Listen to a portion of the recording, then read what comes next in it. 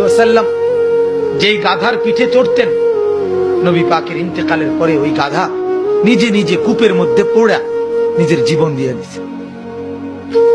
নবী সাল্লাল্লাহু আলাইহি সাল্লামের ইন্তেকালের পরে যেই উটনি, আল্লাহর নবী সাল্লাল্লাহু আলাইহি সাল্লাম উটনি মানে মহিলা জাতের উট, এই উটনিতে চড়তেন, সেই উটনি জান্নাতুল বাকি কবরস্থানের পাশে গিয়ে এমন ভাবে বসছে, এক টানা 2 সপ্তাহ কোনো খাদ্য খাবার না খেয়ে, এক ঢোক পানিও না খেয়ে নিজের জীবন নিজে দিয়ে দিছে, মরে গেছে রাসূলের বিরহে।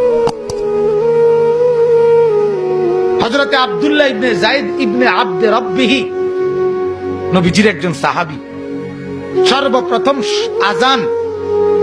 আজানের যে বাক্যগুলো যিনি স্বপ্নে দেখছে, এই সাহাবী আব্দুল্লাহ ইবনে যায়েদ ইবনে আব্দে রব্বিহি, এই উনি বাগানের মধ্যে কাজ করতেছিলেন, খেজুর বা আঙ্গুরের বাগানে।